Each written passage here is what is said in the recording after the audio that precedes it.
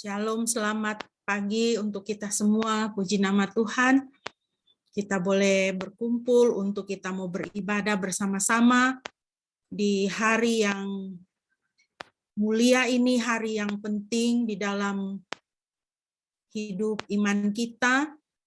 Kita boleh mau memperingati kenaikan Kristus ke surga setelah Dia bangkit dari kematian dan menampakkan diri, menyatakan bahwa Dia hidup, Dia sudah menang, dan pada pagi hari ini kita boleh memperingati Tuhan kita yang kekasih boleh naik ke surga. Bapak Ibu yang dikasihi Tuhan, mari kita memuji Dia, Raja Penebus kita. Kita bersama-sama mau menaikkan pujian dari Kidung Jemaat 226. Kita nyanyikan ayat 1 dan ayatnya yang ketiga.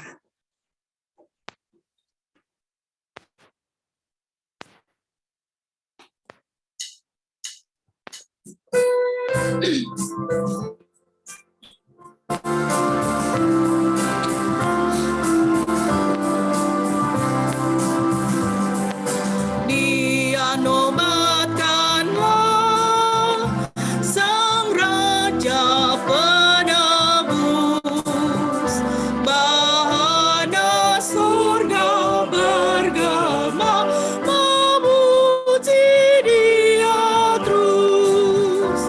Bangun hai jiwaku, bernyanyilah serta memuji Juru Selamatku kekal selamanya.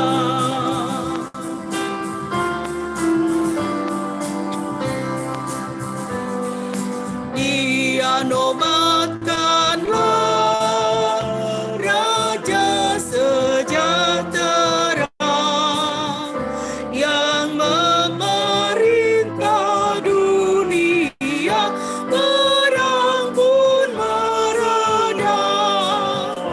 Di bumi terdengar pujian mulia kepada Dia yang besar, kekal kuasanya. Kepada Dia yang besar, kekal kuasanya.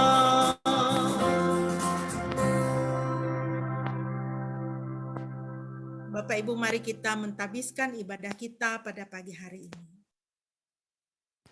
Ibadah kita pada pagi hari ini hanya boleh jadi di dalam nama Tuhan Tritunggal yang kudus, Bapa, Putra, dan Roh Kudus. Kasih karunia-Nya menyertai kita sekalian. Haleluya.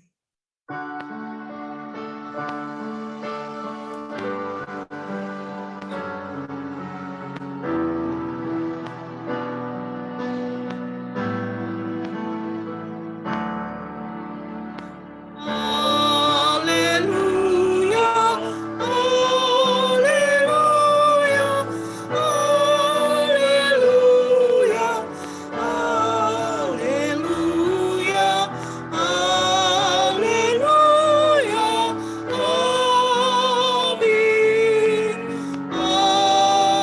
amin, amin.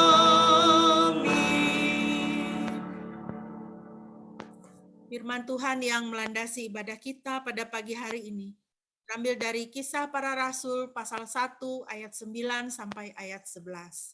Demikianlah firman Tuhan. Sesudah ia mengatakan demikian, terangkatlah ia disaksikan oleh mereka, dan awan menutupnya dari pandangan mereka. Ketika mereka sedang menatap ke langit waktu ia naik itu, tiba-tiba berdirilah dua orang yang berpakaian putih dekat mereka, dan berkata kepada mereka, "Hai orang-orang Galilea, mengapakah kamu berdiri melihat ke langit?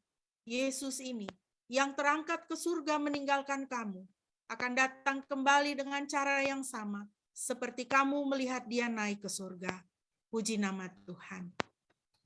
Mari Jemaat yang dikasihi Tuhan, kita kembali memuji Dia yang naik ke surga dan Dia akan datang kembali di dalam awan-awan. Dia akan datang kembali sebagai Raja. Mari kita nobatkan Dia menjadi Raja dalam hidup kita saat ini, karena Dia telah mengalahkan maut demi selamat kita. Kidung Jemaat 226, kita nyanyikan ayat yang keempat dan ayat yang kelima.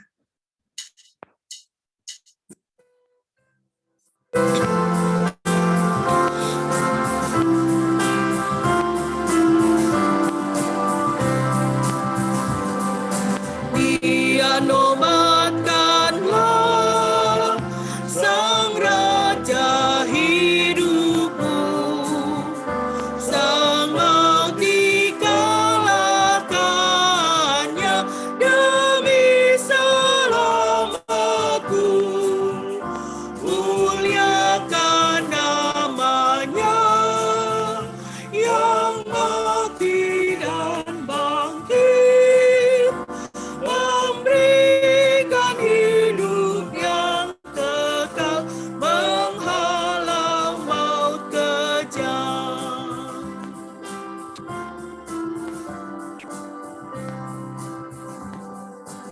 Dia nobatkanlah Sang Raja yang bakal, pencipta alam semesta, sempurna dan megah.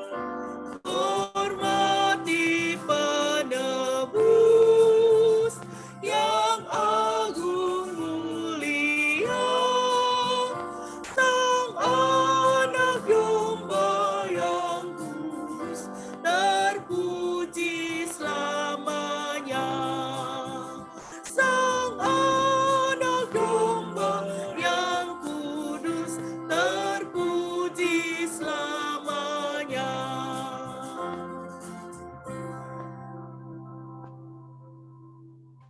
Bapak Ibu, mari kita bersama-sama bermazmur bagi Tuhan dari Mazmur 37 ayat 18 sampai dengan ayat 29. Mazmur 37 ayat 18 sampai dengan ayat 29.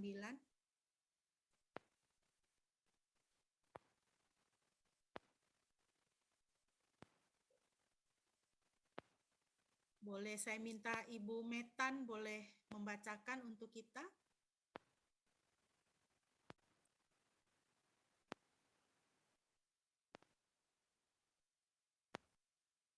Ya.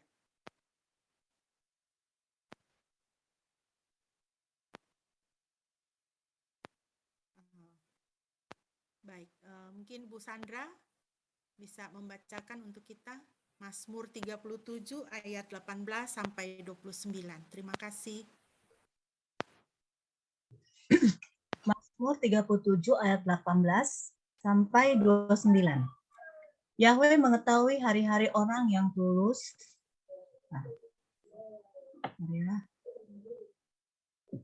Dan harta warisan mereka tetap untuk selama-lamanya. Mereka tidak akan malu pada masa kemalangan, dan mereka akan dikenyangkan pada masa kelaparan. Namun orang fasik akan binasa, dan musuh-musuh Yahweh akan seperti domba yang tanggung. Mereka akan habis seperti asap, mereka lenyap. Orang fasik meminjam dan tidak pernah dikembalikan. Tetapi orang benar menunjukkan kemurahan hati dan memberi. Sebab orang-orang yang diberkatinya akan mewarisi negeri, tetapi orang-orang yang dikutuknya akan dilenyapkan. Langkah-langkah orang benar ditetapkan oleh Yahweh, dan Dia berkenan atas jalannya. Apabila dia jatuh, tidaklah sampai benar-benar tergeletak, karena Yahweh menopang tangannya. Sejak aku muda hingga sekarang menjadi tua, aku tidak pernah melihat orang benar ditinggalkan, maupun keturunannya meminta-minta roti. Sepanjang hari dia bermurah hati dan memberi pinjaman, dan keturunannya diberkati. Berbaliklah dari yang jahat dan lakukanlah yang baik, maka engkau akan tinggal selama-lamanya. Sebab Yahweh mencintai keadilan dan tidak meninggalkan orang-orang kudusnya.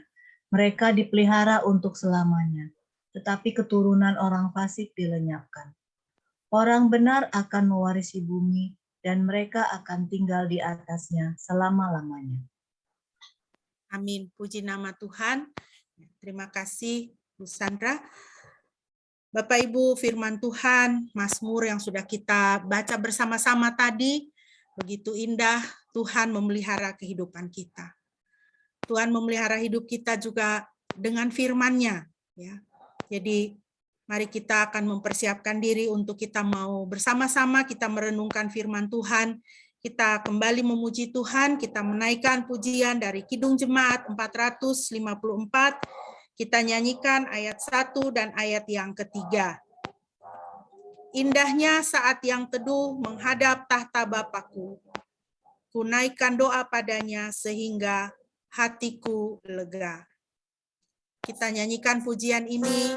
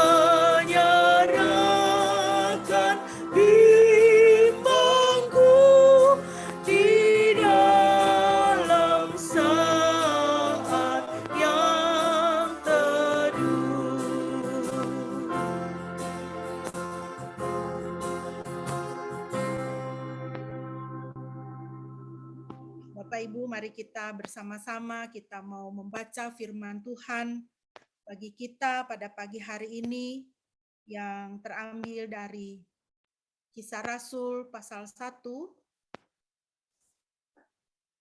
ayat 6 sampai dengan ayatnya yang ke-11. Kisah Rasul pasal 1 ayat 6 sampai dengan ayat 11.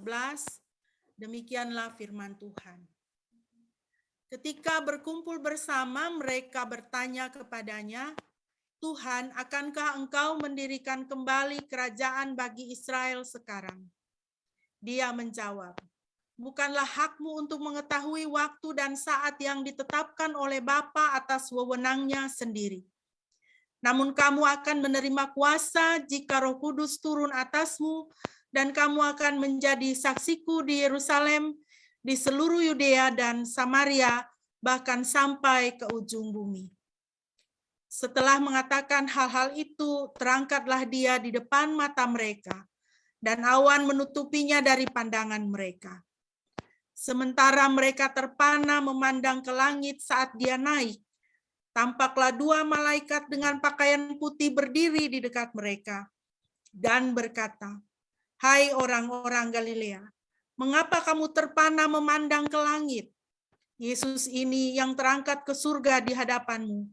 Dia akan datang kembali dengan cara seperti yang kamu lihat saat dia naik ke surga." Demikianlah firman Tuhan. Bagi kita yang berbahagia adalah setiap kita yang mendengar dan melaksanakan firman Tuhan dalam kehidupan kita. Mari kita berdoa terlebih dahulu Bapak Ibu sebelum kita merenungkan firman Tuhan. Bapak, terima kasih Engkau senantiasa memelihara kehidupan kami hari lepas hari hingga sampai dengan saat ini Tuhan, kami boleh berkumpul bersama dan kami mau bersama-sama menikmati hadirat Tuhan dan menikmati kebenaran-kebenaran firman Tuhan. Berkatilah kami Tuhan, urapilah kami Tuhan, supaya kami dapat mengerti dan melaksanakan firman-Mu dalam kehidupan kami. Di dalam nama Yesus, haleluya. Amin. Bapak Ibu yang dikasihi Tuhan, pada pagi hari ini kita di dalam ibadah kita memperingati hari di mana Tuhan Yesus naik ke surga. Apakah pentingnya hari ini? Apakah pentingnya peristiwa kenaikan Kristus itu di dalam kehidupan kita? Ketika saya merenungkan hal ini, Bapak Ibu, ada 4 poin yang bisa saya sharingkan untuk kita sekalian pada pagi hari ini. Sebenarnya kalau kita mau mempelajari ke-4 poin ini dengan lebih mendalam, Bapak Ibu, kita bisa takjub ya. Begitu dalamnya, begitu hebatnya makna peristiwa kenaikan Kristus ini. Ini adalah bagian dari keimanan kita sebagai orang-orang yang percaya kepada Kristus. Dan biarlah dengan perenungan ini boleh semakin kita bisa semakin memaknai dan kita semakin kuat lagi di dalam hidup kita mengikuti Yesus. Iman kita tidak tergoyahkan ya, tidak tergoncangkan oleh segala sesuatu hiruk-pikuk tawaran, rayuan, bujukan dunia dan kesesatan-kesesatan pikiran-pikiran atau ajaran-ajaran dari dunia ini. Poin yang pertama Bapak Ibu, pentingnya kenaikan Kristus. Yang pertama adalah membuktikan keilahian Kristus. Kita sebagai orang Kristen, sebagai orang-orang yang percaya kepada Kristus, pengikut-pengikut Kristus, kepada kita seringkali diajukan pertanyaan yang sekaligus merupakan satu tuduhan, di manakah di dalam Alkitab dikatakan bahwa Yesus adalah Tuhan. Yesus bilang dia adalah Tuhan, sembahlah aku. Ya, aku adalah Tuhan, sembahlah aku. Saudara, dan banyak hal pertanyaan-pertanyaan dunia yang diajukan kepada kita sehubungan dengan iman kita. Firman Tuhan sudah mengingatkan kita juga supaya kita bisa menjawab. Ya, kita bisa menjawab pertanyaan-pertanyaan itu, karena dengan demikian kita juga mempertanggungjawabkan iman kita. Nah, Bapak Ibu yang dikasihi Tuhan, peristiwa Tuhan Yesus naik ke surga ini membuktikan keilahiannya, membuktikan ketuhanannya. Bagaimana bisa begitu? Ya. Karena sederhana saja, ya, dari kelahirannya itu sudah dicatat oleh Alkitab itu dengan begitu terperinci bagaimana surga itu benar-benar itu campur tangan, ya. Itu adalah mega proyek ya, kalau boleh saya katakan ya, mega proyeknya surga itu. Surga memberitahu kepada bumi, kepada dunia, kepada manusia bahwa Tuhan menjelma menjadi manusia. Dan ketika dia dan ditegaskan juga dengan apa? Kebangkitannya, dan sekarang dengan kenaikannya.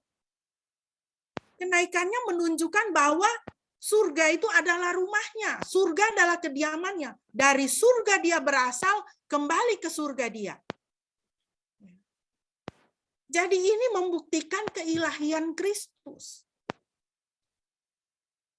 Natur Kristus itu dua, manusia, ilahi dan manusia. 100% manusia, 100% Tuhan. Nah, Bapak Ibu, di dalam ayat-ayat yang saya sampaikan di sini, ini adalah percakapan Tuhan Yesus dengan Pilatus pada waktu Yesus sudah ditangkap dan diadili, dilempar ke sana kemari ya, dilempar ke Herodes, dilempar ke imam besar, dilempar ke Pilatus ya, dan ini 3 ayat ini adalah kutipan percakapan Yesus dengan Pilatus waktu Pilatus menginterogasi Yesus pada waktu itu. Yesus berkata di dalam Yohanes 18 ayat 36a, Yesus menjawab, "Kerajaanku bukan berasal dari dunia ini." Kerajaanku bukan berasal dari dunia ini. Itu saja sudah merupakan satu statement, satu pernyataan dari Kristus bahwa dia bukan dari dunia ini, dia itu dari surga. Bahwa dia adalah ilahi, bahwa dia adalah Tuhan. Yohanes 19 ayat 9. Dan dia ini Pilatus, masuk lagi ke dalam markas serta berkata kepada Yesus, "Dari manakah engkau berasal?" Namun Yesus tidak memberi jawaban kepadanya. Ayat 11a, Yesus menjawab, "Engkau tidak mempunyai otoritas apapun terhadap aku jika tidak diberikan kepadamu dari atas." Jadi dengan jawaban ini Yesus mau mengatakan kepada Pilatus, "Saya lebih tinggi dari kamu." Pilatus mengatakan kepada Yesus, kalau Bapak Ibu baca pasal 19 percakapan ini, Pilatus bilang, "Tidakkah kamu itu tahu saya itu berkuasa untuk membebaskan kamu dari masalah ini, membebaskan kamu dari penghukuman ini?" Tapi Yesus berkata, "Engkau tidak punya otoritas apapun terhadap aku. Engkau tidak punya kuasa apapun terhadap aku jika tidak diberikan kepadamu dari atas." Jadi dengan jawaban ini saja Tuhan Yesus sudah membuktikan bahwa dia itu lebih tinggi dari manusia, dia lebih tinggi dari otoritas politik apapun yang ada di dalam dunia ini. Ya. Karena apa? Dia berasal dari surga. Dia adalah Tuhan, dia ilahi, ya, Bapak Ibu. Nah, implikasinya Bapak Ibu, bagi kita ada 2 di sini saya cantumkan supaya kita tidak terlalu rumit berpikir ya. Kalau Yesus Kristus adalah Tuhan, dia itu ilahi. Bagi kita apa? Implikasinya kita harus menyembah Tuhan. 1 Petrus 3 ayat 15 mengatakan, "Kuduskanlah Yahweh Elohim di dalam hatimu."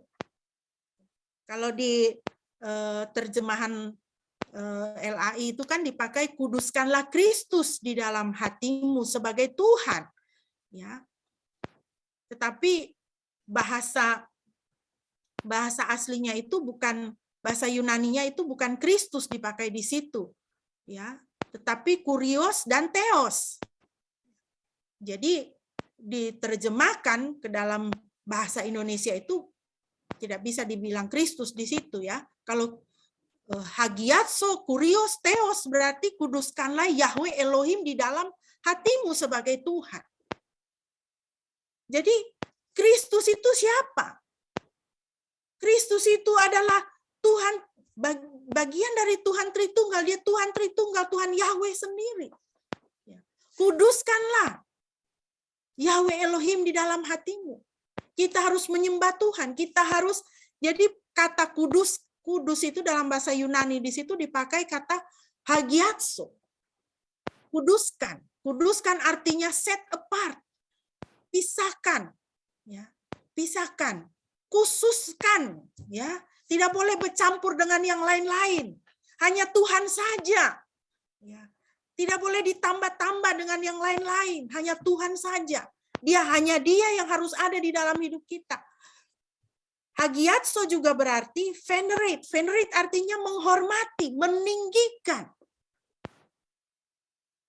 Jadi kuduskanlah Yahweh Elohim di dalam hatimu sebagai Tuhan. Itu artinya kita harus benar-benar itu hanya Dia yang spesial dalam hidup kita. Hanya Dia yang ditinggikan di dalam hidup kita.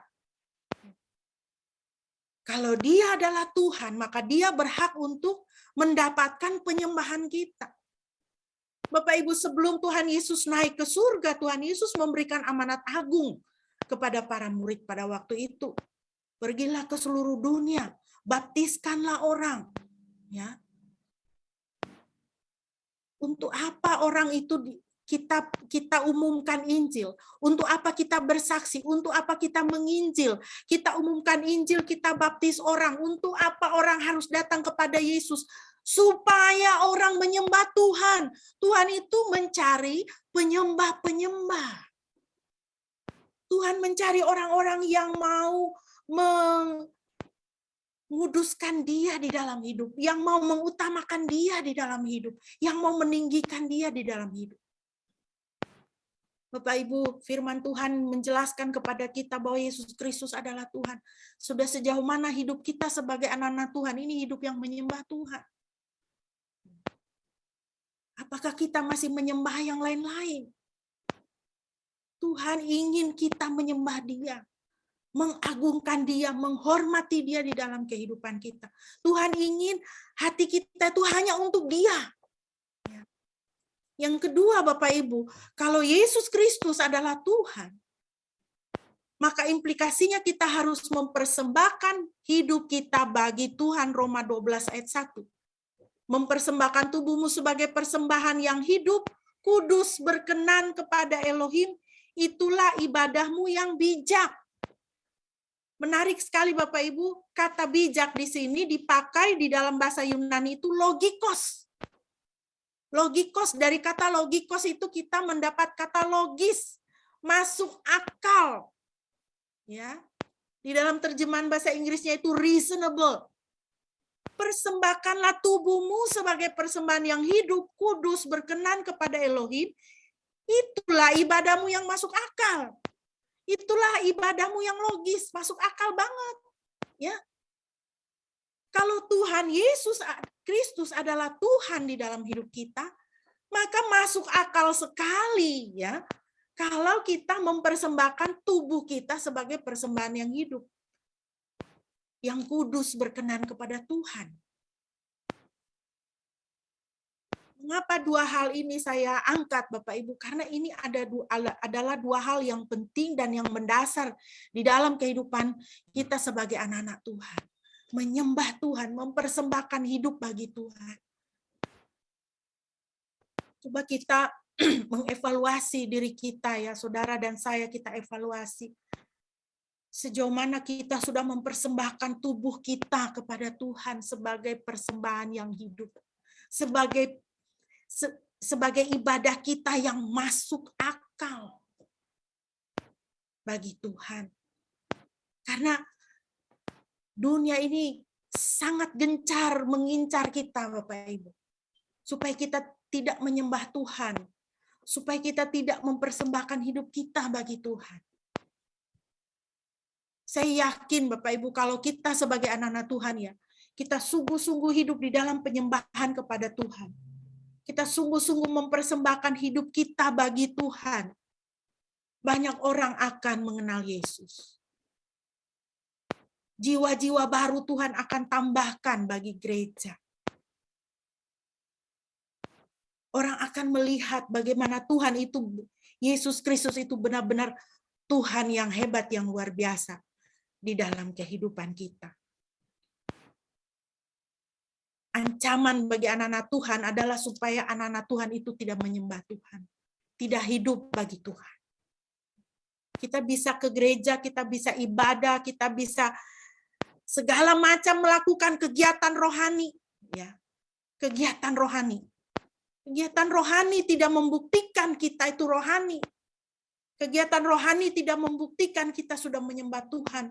Kegiatan rohani tidak membuktikan kita sudah mempersembahkan hidup kita bagi Tuhan. Beberapa hari ini kita digonjang-ganjingkan dengan seorang artis, seorang penyanyi sudah 13 tahun ikut Yesus, menyanyi kemana-mana, bersaksi kemana-mana, diundang ke gereja sini, diundang ke gereja sana. Wah, kesaksian indah luar biasa, tetapi apa yang terjadi yang kita dengar? Dia kemudian meninggalkan Kristus. Kembali kepada hidup yang lama. Jadi saudara ya, benar-benar kita itu harus berkata kepada Tuhan, Tuhan, ujilah aku Tuhan, lihat hatiku Tuhan. Apakah kita sungguh-sungguh mengasihi Tuhan? Apakah kita adalah sungguh-sungguh penyembah Tuhan? Apakah kita adalah orang-orang yang sungguh-sungguh mempersembahkan hidup kita bagi Tuhan? Yang benar-benar meninggikan Tuhan di dalam kehidupan kita. Tidak ada yang lain. Ya. Bapak Ibu, inilah ilah-ilah palsu ya. Kita dikelilingi oleh ilah-ilah palsu. Kita berada di tengah-tengah dunia yang sudah jatuh ke dalam dosa. Dan di sini banyak sekali ilah-ilah palsu. Mulai dari patung-patung tuangan, penyembahan berhala, ya. Berhala-berhala modern itu bisa berupa apa saja. Ketika kita lebih banyak menghabiskan waktu kita bekerja di depan laptop, di depan komputer, bekerja, tapi kita tidak punya waktu untuk baca Alkitab. Kita tidak punya waktu untuk berdoa. Pekerjaan kita menjadi ilah-ilah palsu. Kita tidak venerate Kristus dalam hidup kita, tidak menghormati Dia, kita tidak kuduskan Dia. Kita tidak mengutamakan Dia. Ketika lebih banyak kita main game, ya, anak-anak muda, ya, tapi juga orang tua. Salah seorang majelis kami pernah bersaksi, ya. Dia bilang, sekarang ibu yang kekasih ini sudah bersama dengan Yesus ya, sudah berapa tahun. Dia bilang, Ibu Pendeta saya mau bersaksi. Oh ya, silahkan. Jadi waktu ibadah saya kasih waktu untuk dia bersaksi. Saya pikir dia mau bersaksi apa? Bersaksi pertolongan Tuhan lah, bersaksi apa ya, mujizat atau apa begitu. Ternyata saudara dia berdiri di depan, dia bersaksi, saya mau menyaksikan saya sudah bertobat. Saya bertobat dari main game, ya. Ini ibu umur 60 lebih loh. 60 lebih pada waktu itu. Dia bersaksi, dia katakan, saya main game sampai jam 2 pagi. Saya main game sampai jam 2 pagi. Saya karaokean sampai jam 3 pagi. Saya kaget saya dengar kesaksiannya. Dikatakan saya sudah bertobat. Saudara, itu adalah ilah-ilah palsu. Ya. Ilah-ilah palsu juga apa? Uang ya, materi. Kalau kita tidak bisa, kalau di dompet kita ada uang 1 juta, kita bersuka cita. Ya. Kalau di dompet kita uangnya tinggal 500 perak, kalau kita tidak bisa bersuka cita, damai sejahtera kita tidak ada, berarti itu uang itu ilah palsu. Kalau kita perlu uang untuk penampilan, kalau kita perlu uang untuk gaya hidup, maka uang itu adalah ilah palsu, itu adalah penyembahan berhala. Kalau kita kehilangan sukacita kita karena kita tidak punya uang, lalu kita memikirkan segala cara bagaimana supaya kita punya uang, maka uang itu adalah ilah palsu, uang itu berhala kita.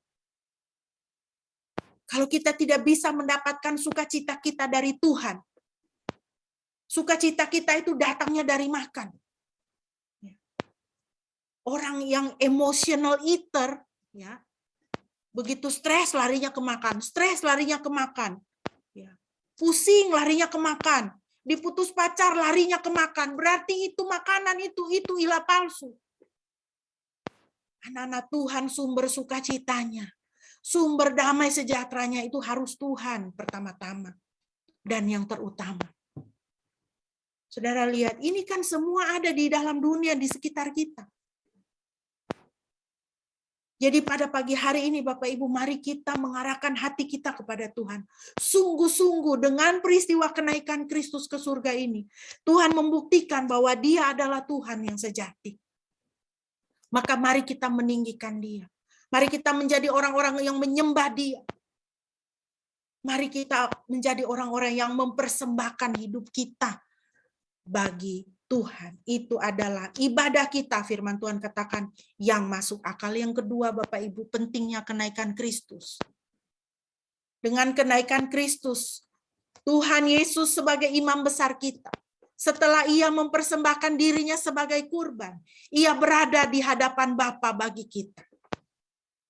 Waduh, saudara, ketika saya membaca ayat-ayat ini, saudara, begitu saya mengucap syukur kepada Tuhan. Imam besar itu tugasnya apa? Imam besar itu tugasnya menjadi pengantara antara kita dengan Tuhan. Imam besar itu tugasnya apa? Dia mempersembahkan kurban. Tetapi imam besar kita yaitu Yesus Kristus. Dia adalah imam besar yang lebih daripada imam-imam besar dunia. Imam-imam dunia. Karena imam-imam dunia mempersembahkan kurban, imam besar kita yaitu Yesus Kristus. Dia mempersembahkan dirinya sebagai kurban di atas kayu salib. Dan setelah dia mempersembahkan dirinya sebagai kurban, dia berada di hadapan Bapa bagi kita. Dia naik ke surga supaya dia duduk di sebelah kanan Tuhan, berada di hadapan Bapa bagi kita. Ibrani 8 ayat 1 sampai 2.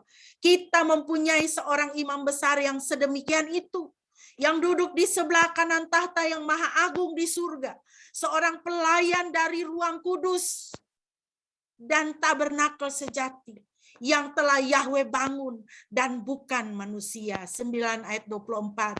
Sebab Kristus telah masuk bukannya ke dalam ruang kudus yang dibuat oleh tangan manusia, yang mirip dengan yang asli, tetapi ke dalam surga itu sendiri, hingga sekarang tampil di hadirat Elohim bagi kita, Bapak Ibu. Puji nama Tuhan.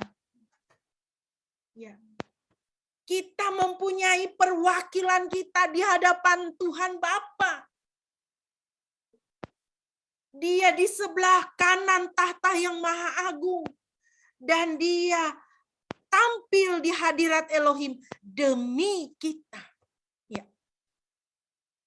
Jadi Bapak Ibu, implikasinya apa? Kita harus semakin mengucap syukur dan bersuka cita. Ini adalah alasan mengapa kita mesti terus bersuka cita dan terus mempunyai hati yang mengucap syukur. Bukankah ini luar biasa? Kita mempunyai perwakilan kita di surga, yaitu Kristus. Dia berdiri, dia tampil di hadapan Elohim demi kita. Dia yang menjadi juru bicara kita. Jadi Bapak Ibu, jangan membiarkan diri merasa sendirian dalam pergumulan. Di dunia ini mungkin engkau tidak punya teman lagi. Di dunia ini mungkin engkau dikhianati, ditinggalkan. Tetapi di surga engkau mempunyai imam besar. Engkau mempunyai pembela yang berdiri untukmu di hadapan Elohim. Firman Tuhan katakan. Dan juga Bapak Ibu, kita tidak boleh hidup di dalam ketakutan. Ya. Walau iblis mendakwa kita siang dan malam di hadapan Elohim. Wahyu 12 ayat 10. Wahyu 12 ayat 10 bilang apa? Iblis itu dia mendakwa kita siang dan malam di hadapan Elohim. Dia tidak capek-capek loh menuduh kita loh Bapak Ibu. Ya, di hadapan Tuhan. Lihatlah itu. Si A, si B ini dia tuh begini. Ya. Tetapi Yesus Kristus ada di sana. Dia naik ke surga dan dia ada di sana. Dia di surga. Dia berkata kepada Bapa. Dia membela kita. Kenapa? Dia bisa membela kita. Karena dia sudah menguduskan kita dengan darah kudusnya. Darahnya yang dia tumpahkan untuk kita. Dosa kita dihapus oleh darahnya. Satu hal yang Tuhan itu maha melihat. Tetapi satu hal yang Tuhan tidak bisa lihat adalah dosa-dosa kita yang sudah dihapus oleh darah Yesus. Yesus Kristus adalah pembela kita. Mari kita bersukacita untuk itu. Mari kita bersyukur untuk itu. Mari kita jalani hidup kekristenan kita dengan bersemangat. Jangan merasa sendirian dalam pergumulan. Jangan pernah merasa sendirian. Di dunia ini walaupun tidak ada satu manusia yang menjadi pendamping kita, tapi kita mempunyai pembela kita di surga. Di hadapan Elohim, Kristus berdiri, membela, dan tampil untuk saudara dan saya. Ya. Ibrani 4 ayat 14-16. Selanjutnya, karena mempunyai seorang imam besar yang agung yang telah melintasi langit, yaitu Yesus Putra Elohim, maka kita dapat berpegang teguh akan pengakuan itu. Sebab kita tidak memiliki imam besar yang tidak berkuasa untuk bersimpati terhadap kelemahan-kelemahan kita. Sebaliknya, yang telah dicobai dalam segala hal sesuai dengan rupa kita dengan tanpa dosa. Sebab itu kita dapat menghampiri tahta anugerah dengan keyakinan supaya kita dapat menerima rahmat dan dapat menemukan anugerah untuk pertolongan yang tepat waktu. Puji nama Tuhan. Kita mempunyai imam besar yang agung yang telah melintasi langit. Siapa? Yesus Kristus Putra Elohim. Implikasinya untuk kita itu apa? Kita bisa menghampiri tahta anugerah dengan keyakinan. Kita bisa menghampiri tahta Tuhan dengan keyakinan, dengan keberanian. Untuk apa? Menerima rahmat, menerima anugerah, menerima pertolongan pada waktunya. Saudara ingat pujian itu mengatakan, ya? Pertolonganku di tempat maha tinggi. Apa artinya? Pertolonganku di tempat maha tinggi. Pertolongan kita itu untuk hidup kita di dunia ini sekarang ini. Ya. Datangnya dari surga. Surga menolong kita selama kita hidup di dunia ini. Karena kita punya imam besar, yaitu Yesus Kristus. Dia duduk di sebelah kanan Tuhan Bapa, tampil bagi kita. Penafsir yang lain mengatakan dia bersyafaat bagi kita. Dia berbicara untuk kita, dia yang berkata ketika kita berdoa, Tuhan Yesus tolong saya. Maka dia berkata kepada Bapa, Bapa tolong anakmu ini. Tolong dia. Hiburkan dia. Bapa, tolong dia. Supaya dia kuat menghadapi pencobaan. Supaya dia jangan jatuh ke dalam dosa. Bapa, tolong dia. Yesus berkata demikian untuk kita. Mari kita memuji Tuhan dan kita bersyukur kepada Tuhan untuk itu. Ya. Yang ketiga, Bapak Ibu, pentingnya kenaikan Kristus. Agar Roh Kudus dicurahkan. Yesus harus naik ke surga supaya Roh Kudus dicurahkan. Yohanes 16 ayat 7 Tuhan Yesus sendiri berkata, namun aku mengatakan kebenaran kepadamu adalah berguna bagimu bahwa aku pergi. Karena jika aku tidak pergi, penghibur itu tidak akan datang kepada kamu. Tetapi jika aku telah pergi, aku akan mengutus dia kepada kamu. Puji nama Tuhan. Bapak Ibu, untuk apa Tuhan Yesus mau mengutus Roh Kudus? Ya. Untuk apa Tuhan Yesus mau mengutus Roh Kudus kepada kita, kepada orang percaya setelah dia naik ke surga? Ya. Roh Kudus adalah untuk keselamatan dan pengudusan kita. Ini satu poin saja yang mau saya sampaikan pada pagi hari ini perihal Roh Kudus, ya. Roh Kudus dicurahkan itu adalah untuk keselamatan dan pengudusan kita. Filipi 2 ayat 12-15. Kerjakanlah keselamatanmu sendiri dengan takut dan gentar, karena Elohimlah yang sedang mengerjakan di dalam kamu, baik untuk mengingini maupun untuk bekerja demi perkenannya. Lakukanlah segala sesuatu tanpa keluh kesah dan perbantahan, supaya kamu menjadi tak bercela dan tak tercemar sebagai anak-anak Elohim yang tanpa salah di tengah-tengah generasi yang bengkok dan yang telah disesatkan, yang di antara mereka kamu dibuat bersinar bagaikan cahaya-cahaya di dunia. Puji nama Tuhan. Jadi Bapak Ibu, kita lihat dari ayat ini ya, Roh Kudus itu dicurahkan untuk keselamatan kita nomor satu, ya. Kerjakanlah keselamatanmu dengan takut dan gentar. Jadi keselamatan itu ada tiga aspek ya Bapak Ibu ya. Keselamatan itu mempunyai aspek pada masa lampau. Pada masa lampau apa? Yesus Kristus sudah mati menebus dosa kita untuk keselamatan kita. Barang siapa yang percaya kepadanya, menerima dia diselamatkan. Aspek yang kedua adalah aspek sekarang.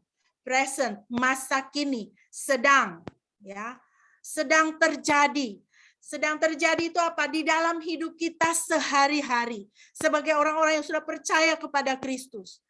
Firman Tuhan katakan, kerjakanlah keselamatanmu dengan takut dan gentar. Artinya apa?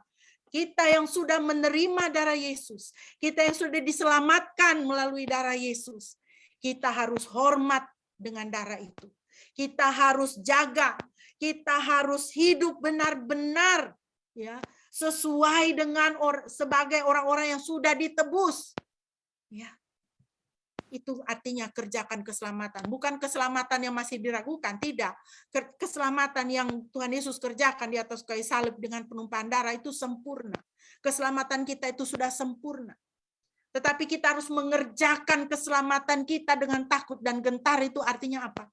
Kita harus hidup sesuai dengan sebagaimana orang-orang yang sudah diselamatkan. Jadi tidak ada alasan untuk kita kembali berbuat dosa, itu maksudnya. Ya. Jadi harus jaga benar-benar hidup kita, jaga benar-benar pikiran kita, jaga benar-benar perkataan kita, perbuatan kita jaga benar. Dengan takut dan gentar. Karena apa? Karena kita menghormati darah Yesus. Minggu yang lalu, ketika kita merenungkan tentang khotbah Yesus di bukit, kita sampai pada poin murah hati ya. Berbahagialah orang yang murah hati karena mendapatkan kemurahan. Di situ kita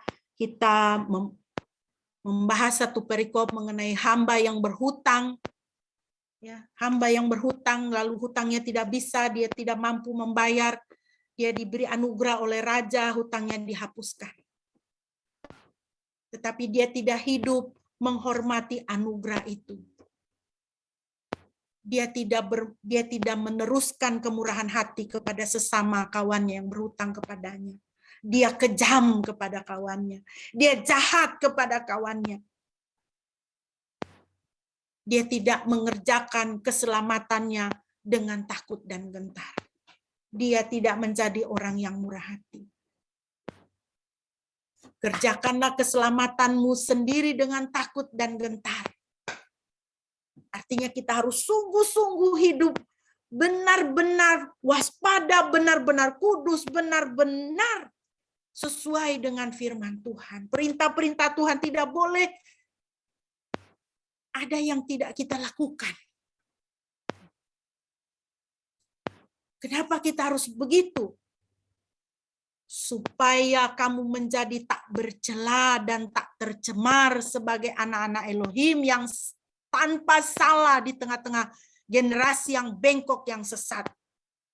Supaya kita bersinar seperti bintang-bintang di dunia ini. Seperti cahaya sebagai terang di dunia ini.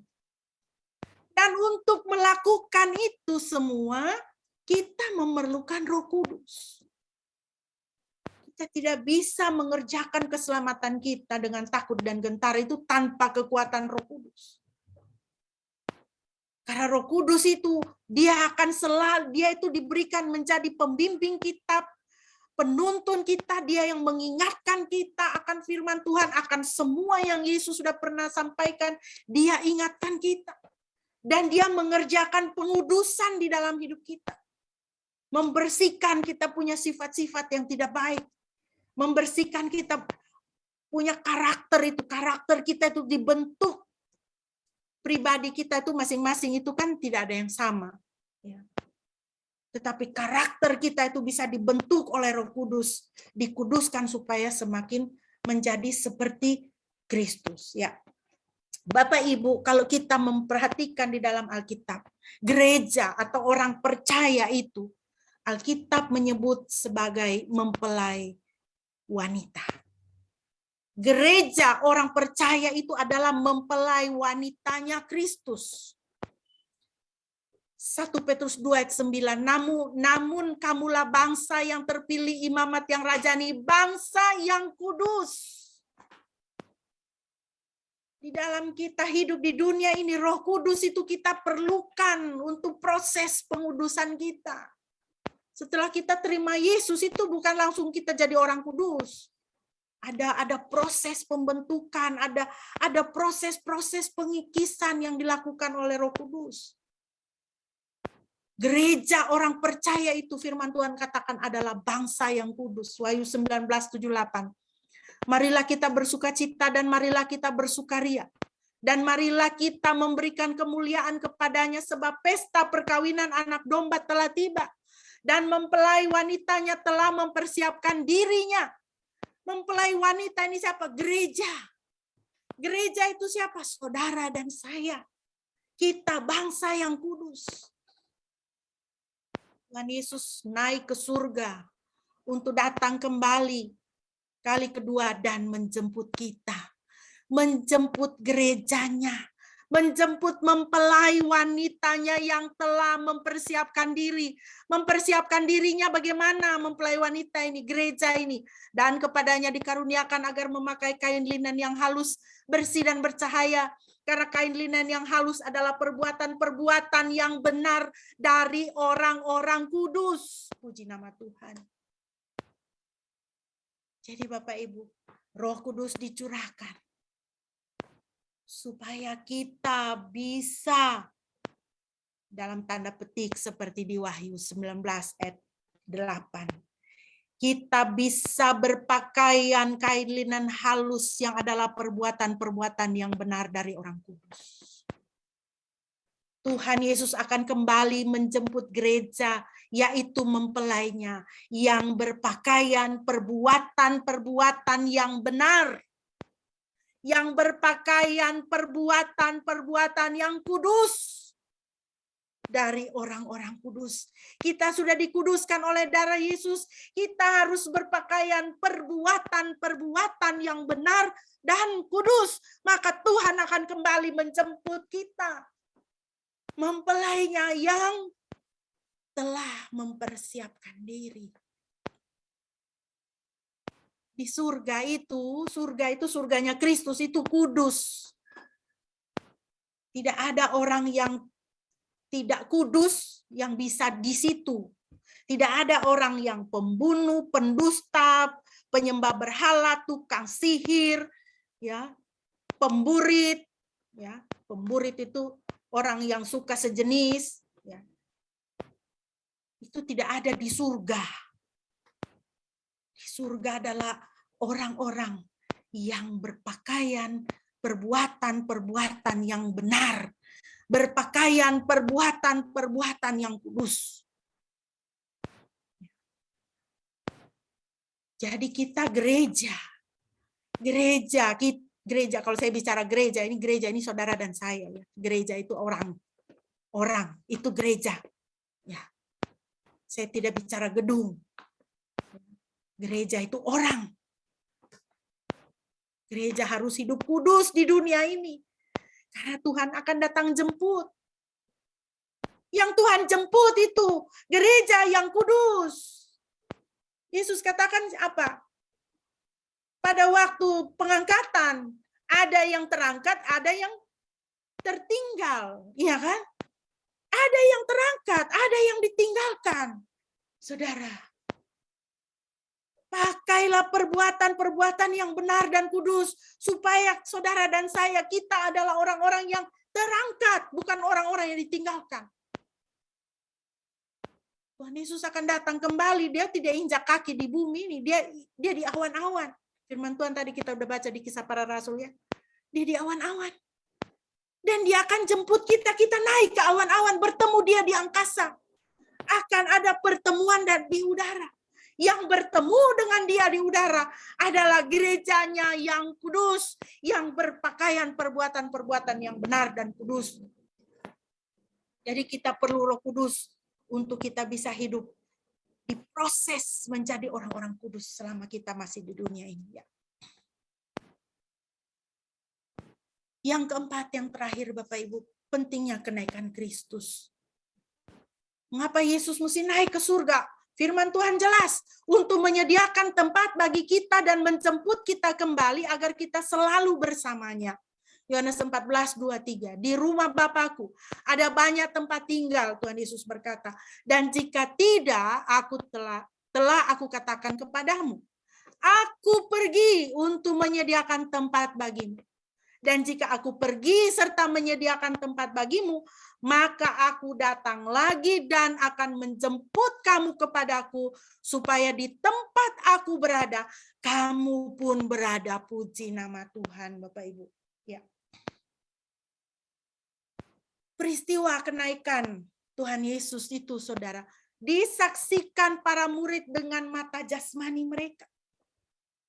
Itu adalah sebuah perpindahan Kristus dari satu tempat ke tempat lain, yaitu dari bumi ini ke surga. Mereka lihat dengan mata jasmani mereka. Dari surga Kristus berasal, ke surga dia kembali, sediakan tempat bagi kita, firman Tuhan katakan, dan jemput kita. Maka Bapak Ibu, bagi orang percaya, bagi saudara dan saya, surga adalah rumah kita. Jadi Bapak Ibu, ada 3 tingkap langit menurut Alkitab ya. Langit yang pertama itu atmosfer, Bapak Ibu bisa lihat di situ. Langit yang kedua itu the second heaven ya. Itu kosmos ya. Kalau langit yang pertama itu Uranus ya, itu atmosfer bumi yang kita diami. Pojok kiri bawah itu ada pohon-pohon, burung-burung dan sebagainya ya, bumi ini Uranus. Langit yang kedua itu kosmos, the second heaven, itu the starry space, luar angkasa ya. Bapak Ibu bisa lihat ayat-ayat pendukungnya di situ ada. Langit yang ketiga adalah tempat kediaman Tuhan, Empyrean, 2 Korintus 12 ayat 2, Wahyu 4 ayat 6 dan sebagainya. Jadi Bapak Ibu lihat peristiwa kenaikan itu. Para murid itu mereka melihat dengan mata jasmani mereka bahwa Kristus naik ke surga. Mereka lihat in the first heaven, di dalam tingkap langit yang pertama. Mata mereka tidak sampai ke second heaven ya, tingkap langit kedua, ketiga. Tapi perpindahan ya. Apa yang terjadi dengan kenaikan Kristus? Tuhan Yesus meninggalkan langit yang pertama, yaitu atmosfer ini, bumi kita ini, dia ditutup dengan awan-awan, dia pindah, dia pulang ke langit yang ketiga, tempat kediaman Tuhan. Ini adalah satu peristiwa yang luar biasa. Ini peristiwa surgawi dan duniawi, dicatat di dalam sejarah dunia ini peristiwa ini ya, Bapak Ibu. Implikasinya, surga itu kediaman Tuhan. Ya kan? Kalau Tuhan Yesus naik ke surga meninggalkan bumi ini, dia pulang ke surga, berarti surga itu kediamannya dia. Seperti yang dia katakan kepada Pilatus tadi kan, kerajaanku ini bukan dari dunia ini. Surga itu kediaman Tuhan. Jadi Bapak Ibu, manusia itu tidak bisa mereka-rekakan jalan masuknya sendiri ke surganya Kristus, tidak bisa. Tidak bisa kita bikin cara, oh kalau mau masuk ke surga itu beramal banyak-banyak, bantu anak yatim banyak-banyak, ya. Buat kebaikan banyak-banyak. Ya. Kalau sudah bikin dosa 1, bikin amal 100. Tidak bisa, itu bukan jalan ke surga. Tidak bisa kita mereka-rekakan jalan masuk kita ke surga. Oh, kalau mau masuk surga kita banyak-banyak kasih persembahan, banyak-banyak kasih persepuluhan. Tidak bisa. Harus sesuai dengan ketentuannya surga, ketentuannya Kristus. Mau masuk surga itu, tidak bisa kita reka-rekakan jalan masuk kita sendiri ke sana. Tidak bisa kalau ada kerabat kita yang sudah meninggal, tidak bisa, supaya dia bisa dari dunia orang mati dia melompat, dia bisa melompat ke surga, kita doa banyak-banyak di sini, tidak bisa. Ya. Tidak bisa kita reka-rekakan jalan masuk kita ke surga. Tidak ada ceritanya. Kalau kita mau supaya kekasih kita itu masuk surga, sedang di dalam dunia ini rajin-rajin kita mesti bersaksi sama dia. Rajin-rajin kita harus tegur dia dosa. Rajin-rajin kita harus kasih tahu dia, hey, di dalam Yesus ada pengampunan dosa. Di dalam Yesus ada pertobatan dan hidup kekal. Kamu harus bertobat dari dosamu. Di dalam dunia ini selagi dia masih hidup. Bukan dia sudah mati baru kita doa banyak-banyak supaya dia masuk surga. Tidak bisa. Tidak bisa kita reka-rekakan jalan masuk kita sendiri ke dalam surganya Kristus. Kenapa? Karena surga itu surganya Kristus. Surga itu kediaman Tuhan. Nah, kalau surga itu kediaman Tuhan, nilai-nilai dunia tidak berlaku di surganya Kristus. Ya. Nilai-nilai dunia tidak berlaku di surganya Kristus. Ayah saya meninggal 22 tahun yang lalu. Ibu saya meninggal 1 tahun yang lalu. Kemarin adalah hari di mana 1 tahun yang lalu kami memakamkan mama. Bapak dan mama sudah bertemu di surga. Tapi orang tua saya di surga tidak melanjutkan pernikahan mereka di surga. Mereka tidak suami istri lagi di surga. Pernikahan itu, perkawinan itu kan nilai-nilai dunia. Itu berlakunya di dunia. Memang bapak saya dengan mama saya sekarang sudah bertemu di surga. Tapi mereka tidak melanjutkan pernikahannya di surga. Bapak saya dan mama saya sekarang sudah ada di surga. Kalau seandainya kiranya dijauhkan Tuhan, seandainya anak saya meninggal, anak saya masuk surga, bukan saya titip anak saya di orang tua saya. Bukan saya kemudian, wah saya tenanglah di surga ada opa-omanya. Hello saudara ya. Nilai dunia tidak berlaku di surga. Tidak berlaku di surganya Kristus. Di surga misalnya, anak saya akan ketemu sama opa-omanya. Tapi mereka, opa-omanya tidak, kalau di dunia opa-oma biasanya urus cucu, toh temani cucu jalan-jalan. Di surga, opa-oma tidak akan temani anak saya jalan-jalan. Bapak saya, mama saya akan menyembah Tuhan. Kalau anak saya di surga, anak saya akan menyembah Tuhan. Jangan kita mempunyai pikiran dunia ini kita pakai untuk di surga, itu tidak bisa. Ajaran dunia ini kan pakai pikiran dunia ini untuk di surga. Di surga, di dunia ada pesta pora, di surga nanti pesta pora.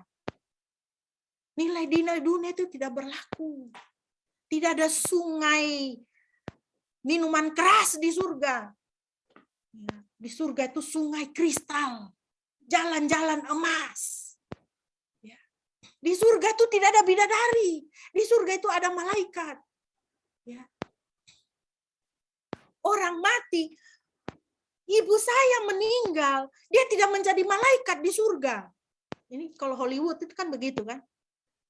Orang yang kita kasihi kalau dia meninggal, dia di surga dia jadi malaikat. Nilai-nilai surga tidak berlaku, nilai-nilai dunia tidak berlaku di surga. Di surganya Kristus, saudara. Ya.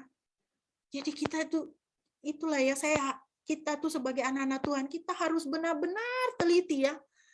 Benar-benar firman Tuhan katakan harus menguji roh. We have to have a discerning heart, hati yang menguji. Karena kita nih di dalam dunia ini, kita lama kita di dunia ini, semakin lama kita di dunia ini, semakin banyak, semakin halus ini omong kosong dustanya dunia ini. Kalau kita tidak dekat dengan firman Tuhan, kita tahu firman Tuhan ya, saudara, kita bisa gampang ditipu dengan omong kosong dustanya dunia ini. Surga itu kediaman Tuhan. Jadi Kristus naik ke surga dengan tubuh kemuliaan. Ya. Ketika dia bangkit dia dengan tubuh kemuliaan. Dan dia naik ke surga itu dengan tubuh kemuliaan. Jadi kita juga, kita yang akan dijemput Tuhan, kita yang masuk di surganya Kristus ini, tidak dengan tubuh daging kita. Ya. Kristus naik ke surga dengan tubuh kemuliaan. Tubuh daging kita ini tidak bisa masuk ke surganya Kristus, tidak bisa. Biar kita suntik botox, suntik vitamin C di bawah kulit supaya kulitnya kencang, kinclong, kan orang-orang yang penampil yang artis-artis yang mesti tampil di TV itu kan modalnya itu kan, kinclong, glowing, nah begitu kan. Kita sudah umur 50 tahun, kita bikin kulit model muka orang umur 20 tahun itu bisa. Tapi ini badan, ini tenda, ini busuk, tidak bisa masuk ke dalam surga kemuliaannya Kristus. Untuk masuk ke surga kemuliaan Kristus itu dengan tubuh kemuliaan. Tubuh kita ini akan hancur di tanah, dimakan cacing, dimakan ulat, habis. Tapi Tuhan bangkitkan dengan tubuh kemuliaan.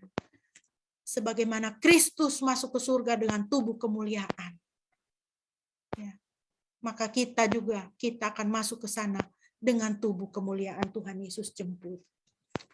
Implikasi yang berikut Bapak Ibu, kewarganegaraan kita adalah surga, Filipi 3:20. Karena kewargaan kita adalah di dalam surga, dan dari situ juga kita menantikan Tuhan Yesus Kristus sebagai juru selamat yang akan mengubah tubuh kita yang hina ini sehingga serupa dengan tubuhnya yang mulia, menurut kuasanya yang dapat menaklukkan segala sesuatu kepada dirinya. Kewarganegaraan kita adalah surga. Orang Kristen itu warga negara dua. Kita di Indonesia, kita warga negara Indonesia, dan kita juga adalah warga negara surga. Di dalam hidup kita di sini sebagai orang Indonesia selama kita di bumi ini, dengan kewarganegaraan kita warga negara Indonesia, kita taat kepada pemerintah Indonesia. Kita bangga menjadi warga negara Indonesia, negeri yang indah ini. Tetapi oleh karena kewargaan kita adalah di dalam sorga, kita juga harus menantikan sorga. Menantikan Tuhan Yesus Kristus sebagai Tuhan Juru Selamat kita yang akan mengubah tubuh kita yang hina ini. Tubuh kita yang hina ini akan diubahkan. Sehingga menurut serupa dengan tubuh mulianya. Kita harus hidup menantikan, ya. Menantikan surga. Arahkan pandangan kita ke surga, Bapak Ibu. Karena surga itu, oleh karena Yesus Kristus, surga itu rumah kita. Rumahnya Yesus menjadi rumah kita. Jangan hidup mengasihi dunia ini. Kita tidak boleh mencintai dunia ini, 1 Yohanes 2, 15-17. Janganlah mengasihi dunia ataupun hal-hal yang di dalam dunia. Dan dunia sedang berlalu juga keinginannya, tetapi siapa yang melakukan kehendak Elohim, dia tinggal sampai selamanya. Nantikan rumah kita di surga, Bapak Ibu. Nantikan. Jangan hati kita itu mengasihi dunia ini. Dunia ini sedang berlalu, sedang lenyap. Kita lihat kerusakan di mana-mana kan. Dunia ini sedang rusak. Dan dia sedang berjalan menuju kehancurannya. Bapak Ibu, sebagai penutup, semua nubuatan tentang Kristus tergenapi. Di dalam perjanjian lama, dia dinubuatkan bahwa dia akan datang. Lahir sebagai seorang anak manusia. Di dalam perjanjian lama juga dinubuatkan. Dia mati di atas kayu salib. Kelahirannya, nubuatan kelahirannya terjadi, tergenapi. Nubuatan kematiannya terjadi, tergenapi. Nubuatan kebangkitannya terjadi, tergenapi. Dan sekarang dia naik ke surga dengan satu pesan. Dia akan kembali. Maka pesannya adalah bersiap. Gereja, saudara dan saya harus bersiap. Kalau kedatangannya, kematiannya, kebangkitannya terjadi, maka kedatangan yang kedua kali juga akan terjadi. Kita harus bersiap. Bagaimana kita bersiap? Hiduplah dengan menyembah Kristus. Menyembah Kristus bukan yang lain-lain. Hiduplah dengan mengandalkan Roh Kudus. Kerjakan keselamatanmu dengan takut dan gentar. Sungguh-sungguh usaha untuk hidup kudus di hadapan Tuhan. Sungguh-sungguh jaga pikiran, perkataan harus benar supaya Tuhan mau jemput kita sebagai gerejanya yang kudus, yang berpakaian perbuatan-perbuatan yang benar. Bersiap menyambut kedatangan Tuhan yang kedua kali dengan apa? Bersemangat. Bersukacita. Di dalam situasi apapun dalam hidup kita. Kalau kita harus menangis, kita menangis tapi kita tidak terpuruk. Karena apa? Karena kita punya imam besar kita di sorga. Kita punya perwakilan kita di sorga. Yang membela kita. Dan yang akan mengirimkan pertolongan untuk kita dari surga selama kita hidup di dunia ini. Marilah kita bersiap menyambut kedatangan Yesus yang kedua kali dengan apa? Hiduplah dengan merindukan rumah kita di surga. Rindukan rumah kita di surga. Karena kita yang percaya Kristus. Surga itu surga Kristus. Kita yang percaya kepada Kristus. Rumahnya Kristus menjadi rumah kita. Itu rumah kita, saudara. Dan kita akan menuju ke sana. Kiranya saudara diberkati.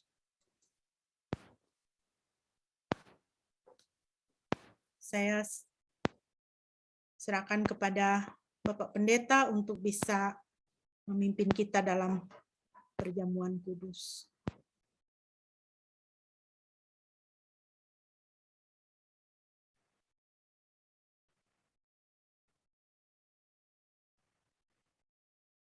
Baik, mari kita bersatu dalam doa untuk memasuki meja perjamuan kudus Tuhan pada pagi ini. Mari kita berdoa. Kami bersyukur Tuhan Yesus untuk hari ini kami boleh memperingati kenaikan-Mu ke surga yang membuktikan bahwa Engkau adalah Tuhan, Engkau adalah ilahiyah, dan juga yang mengingatkan kami bahwa satu-satunya jalan untuk sampai ke surga adalah melalui diri-Mu, karena surga itu adalah rumah-Mu, dan Engkau juga sudah pergi ke sana untuk menyediakan tempat bagi setiap kami. Dan juga melalui kenaikan-Mu ke surga, kami diingatkan bahwa itulah jalan supaya Roh Kudus bisa dicurahkan kepada setiap kami yang percaya kepada Kristus, Roh Kudus yang senantiasa menguatkan, menghibur, dan menuntun setiap perjalanan kehidupan kami selama kami hidup di dunia ini. Terima kasih kami memiliki Tuhan yang hidup, Tuhan yang sudah bangkit dari kematian, dan yang sudah naik ke surga, dan yang melaluinya kami diingatkan bahwa kami juga satu waktu akan pergi ke sana dan akan bertemu dengan Kristus muka dengan muka. Kami sambut firman-Mu dengan penuh pengucapan syukur Dan kami bersuka cita karena Engkau sudah menyelamatkan kami, bukan karena perbuatan baik kami, tapi karena anugerah-Mu yang begitu besar bagi setiap kami. Dan saat ini Tuhan, untuk mengingat bahwa Kristus sudah datang dan sudah mati untuk kami bersama-sama akan menikmati roti dan anggur yang melambangkan tubuh Kristus yang sudah diserahkan bagi kami, dan juga darahnya yang sudah dicurahkan untuk penebusan dosa kami. Ya Tuhan, kami tidak layak untuk memasuki meja perjamuan-Mu, oleh karena kelemahan-kelemahan kami, dan juga dosa-dosa yang masih kami lakukan. Karena itu kami memohon sekali lagi Tuhan, Engkau melayakkan kami untuk memasuki meja perjamuan kudus Tuhan. Berkati kami semua ya Bapa, dalam nama Tuhan Yesus, kami mau menikmati berkat. Amin. Mari kita mempersiapkan roti dan anggur di tangan kita. Dan sambil mengingat bahwa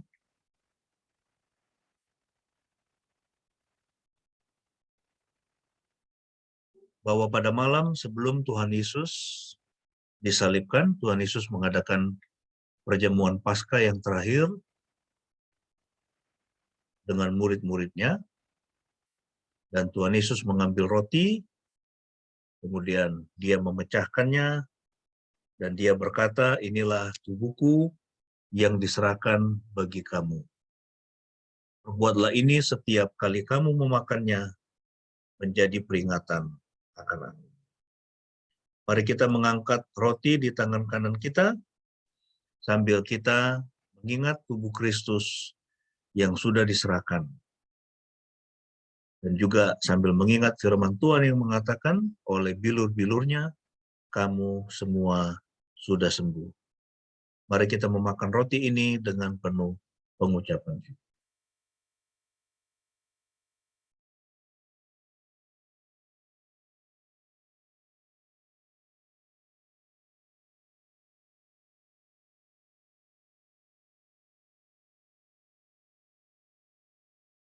Dan Tuhan Yesus juga mengambil cawan yang berisi anggur, dan dia berkata, inilah darahku, darah perjanjian yang diserahkan bagi kamu untuk pengampunan dosa. Perbuatlah ini setiap kali kamu meminumnya menjadi peringatan akan aku. Mari kita mengangkat cawan yang berisi anggur sambil mengingat darah Tuhan Yesus yang sudah dicurahkan untuk penebusan dosa-dosa kita. Mari kita meminumnya dengan penuh pengucapan syukur.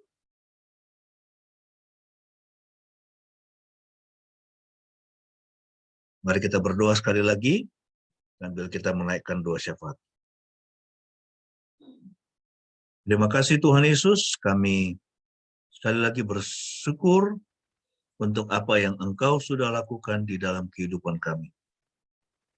Untuk kematian, kebangkitan, dan juga kenaikan-Mu ke surga yang membuktikan bahwa Engkau adalah Mesias, Putra Elohim yang hidup, dan kami bersyukur bahwa kami boleh mengenal Engkau sebagai Tuhan dan Juru Selamat kami, dan menerima-Mu sebagai Tuhan dan Juru Selamat. Inilah hidup kami ya Tuhan, kiranya Engkau memakainya menjadi alat yang indah bagi kemuliaan. Kami berdoa Tuhan, bagi setiap orang yang belum mengenal Tuhan Yesus sebagai Tuhan dan Juru Selamat, bagi setiap teman-teman kami, bagi setiap saudara-saudara kami dimanapun mereka berada, yang belum mengenal Engkau, yang belum mengenal siapakah Yesus, kami berdoa supaya Engkau memperkenalkan diri-Mu kepada mereka. Mereka orang-orang yang kami kasihi, kami rindu mereka juga boleh diselamatkan melalui Kristus yang sudah juga mati bagi dosa-dosa mereka. Kami berdoa bagi dunia ini, untuk perdamaian dunia ini, untuk perdamaian di Ukraina. Kiranya Roh Kudus, Roh Damai Sejahtera turun ke atas kedua bangsa dan juga bangsa-bangsa lain yang terlibat, yang sedang berseteru. Supaya kami mengingat bahwa kami adalah ciptaan Tuhan. Siapapun kami, apapun suku, dari bangsa manapun kami berada, dari latar belakang apapun kami berada, kami semua adalah ciptaan Tuhan yang harus hidup saling mengasihi. Berkati bangsa kami Tuhan, berkati pemerintah kami Tuhan. Biarlah belas kasihan-Mu terus nyata atas bangsa ini, dan Engkau mengaruniakan keamanan, kemakmuran, damai sejahtera, serta hati yang takut akan Tuhan kepada setiap pemimpin yang ada di Republik ini, mulai presiden sampai yang paling rendah, sampai ketua-ketua RT, ketua RW. Biarlah hati yang takut akan Tuhan boleh ada atas bangsa ini. Berkatilah setiap anggota keluarga kami, dimanapun mereka berada. Berkati orang tua kami dalam masa tua mereka. Berkatilah Tuhan usaha kami, pekerjaan kami, supaya boleh menghasilkan dan boleh memberikan penghidupan yang baik bagi setiap kami, apapun profesi kami, sebagai yang bekerja di mall, sebagai guru, sebagai yang memiliki toko atau apapun Tuhan yang kami kerjakan. Berkatilah semuanya, sehingga mendatangkan hormat dan kemuliaan bagi nama-Mu melalui apa yang kami kerjakan. Dan saat ini ya Tuhan, kami juga mau berdoa bagi gereja Tuhan, supaya gereja-Mu boleh diberkati dengan limpah. Dan gereja-Mu menjadi saksi yang menyaksikan suara kenabian bagi bangsa ini. Saat ini Tuhan, kami juga teringat untuk orang tua yang sedang berduka oleh karena anak-anak mereka tewas ditembak ketika mereka sedang bersekolah di negara bagian Texas di Amerika. Oh, tentunya mereka sangat berduka, sangat menderita, dan hal itu merubah kehidupan mereka secara signifikan. Kami memohon Tuhan supaya Engkau menghiburkan setiap keluarga-keluarga, orang tua yang sedang berduka karena kehilangan anak-anak mereka.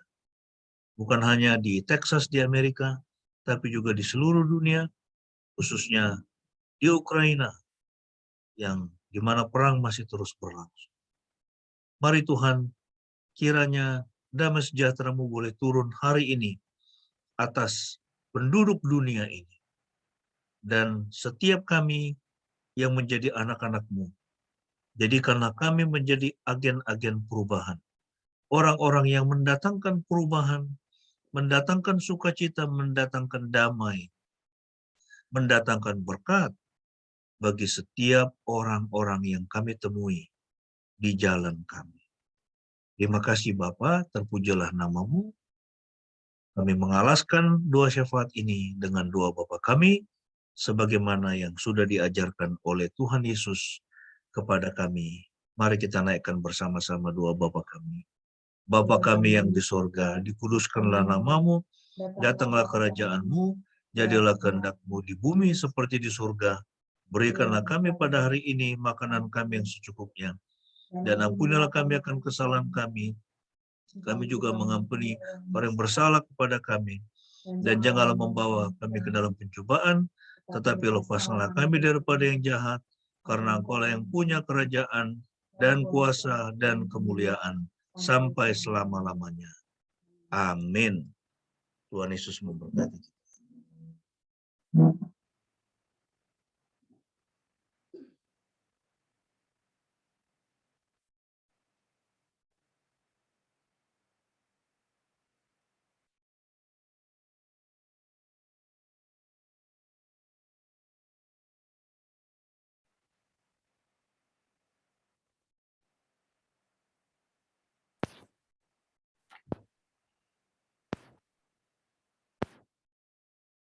Bapak Ibu yang dikasihi Tuhan, mari bersama-sama kita mengucapkan pengakuan iman kita di hadapan Tuhan, dan sesama kita marilah kita berkata demikian.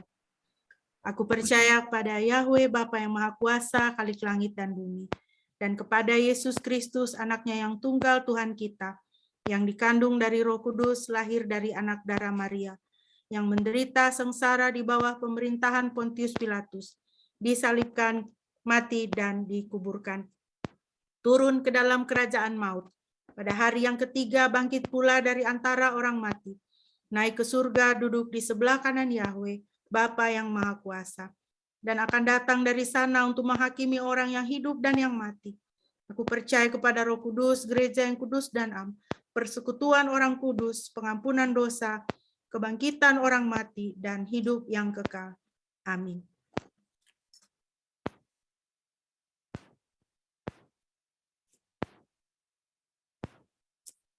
Bapak Ibu, kita akan mengakhiri ibadah kita pada pagi hari ini. Mari kita bersama-sama memuji Tuhan. Tak lama Tuhan datanglah, siapkan dirimu. Kita nyanyikan bait yang pertama dan bait yang kedua.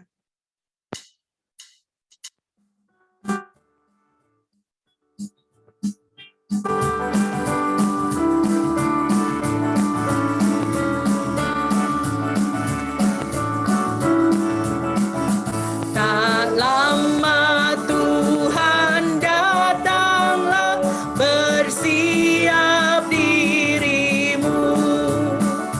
Sedia nanti datangnya dan nikmatnya penuh. Kudus dan adil adanya, setia, tulus dan teguh, dan Ia akan datanglah selaku rajamu.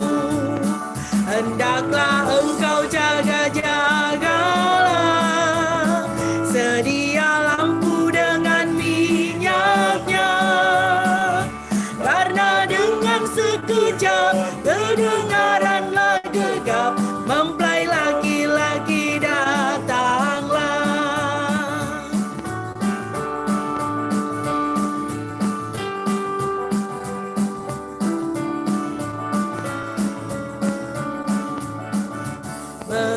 Berjagalah, berdoalah, menanti Tuhanmu. Baik tilik tanda waktunya, menantinya teguh.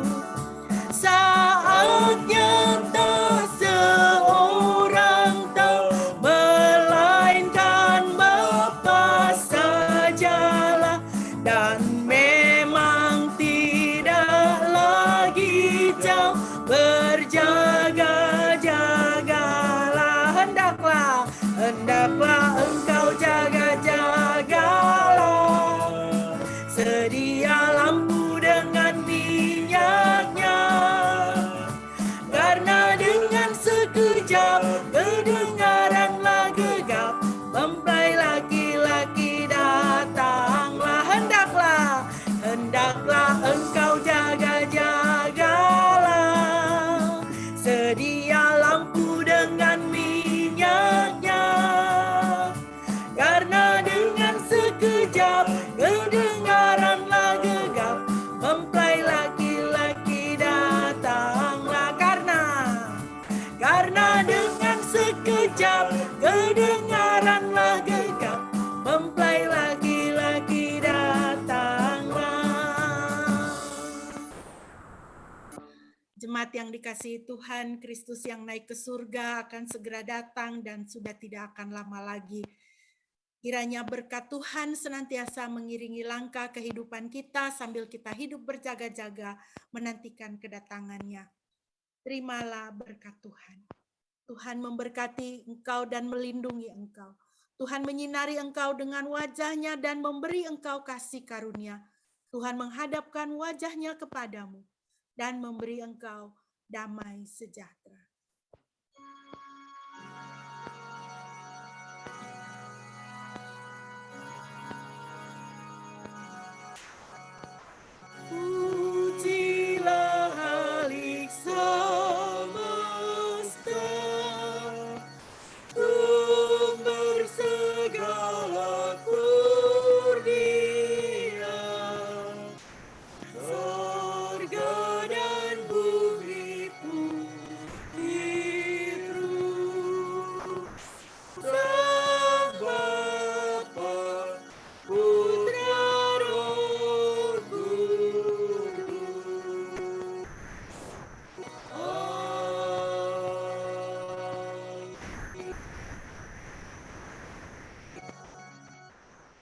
tempat teduh bagi kita.